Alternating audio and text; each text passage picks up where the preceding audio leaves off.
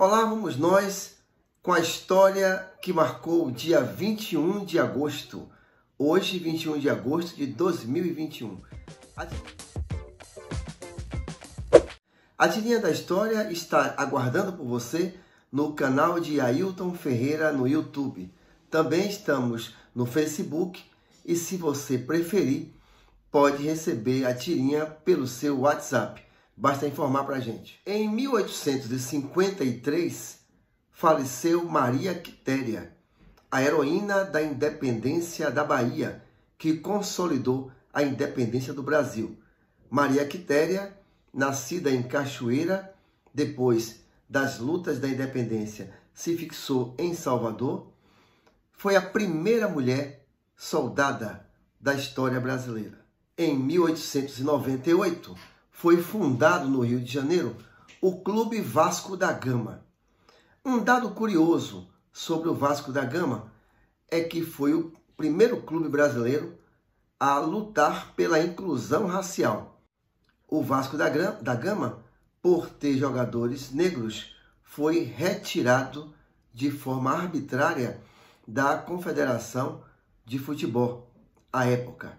E para enfrentar essa retirada, o Vasco, que manteve o seu quadro de jogadores com homens jovens negros, investiu na construção do seu estádio de futebol e construiu um belo e grandioso estádio para aquela época. E sendo proprietário do seu estádio de futebol, o Vasco da Gama reingressou ao plantel de clubes da Confederação. Assim se firmou nos campeonatos vindouros e manteve a sua política de inclusão racial. Foi também no estádio de São Januário do Vasco da Gama que o presidente Getúlio Vargas anunciou políticas públicas importantes para o Brasil, como a Lei da Consolidação Trabalhista, ou melhor dizendo, a consolidação das leis trabalhistas. Era lá também que o presidente Getúlio Vargas informava as alterações e os reajustes de salário do salário mínimo.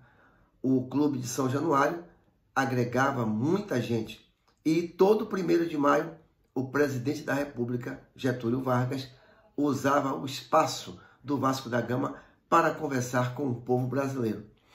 Marcamos aí a importância histórica, duas importâncias, pelo menos dois dados. O dado da inclusão racial e o outro dado da afinação política à época com a classe trabalhadora. 1911-1989. Duas perdas na área da cultura. Em 1911, o quadro Mona Lisa, a Sorridente, do grande renascentista Da Vinci, foi roubado do Museu do Louvre, em Paris. E em 1989, a outra perda no Brasil, o nosso querido Raul Seixas, Raulzito, o maluco mais centrado, o maluco mais correto, a sua maluquice ou a sua maluquez. Orientaram e orientam muita gente no Brasil, inclusive este que vos fala. Raul Seixas falava há um tempo atrás de que queriam vender o Brasil. E olha que é verdade. Muitas coisas que ele falou se confirmaram ao longo da história após a sua morte. E até hoje a gente luta para construir uma sociedade alternativa, uma sociedade libertadora. Salve a memória de Raul Seixas, um baiano que brilhou, cuja estrela brilhou no mundo inteiro. O outro baiano que brilhou também e ainda brilha é o nosso artista plástico Emanuel Araújo. Nesta data, em 1954, foi inaugurado o museu, o Parque do Ibirapuera, um grande parque em São Paulo, um dos mais visitados da América, o Parque do Ibirapuera.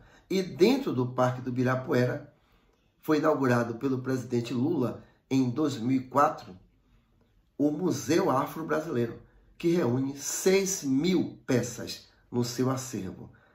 Este museu foi idealizado pensado pelo baiano Emanuel Araújo, nascido em Santa Amaro. Emanuel Araújo foi depois o seu curador e diretor. Portanto, o Museu Afro-Brasileiro está dentro do Parque do Ibirapuera, em São Paulo. A Tirinha da História volta amanhã.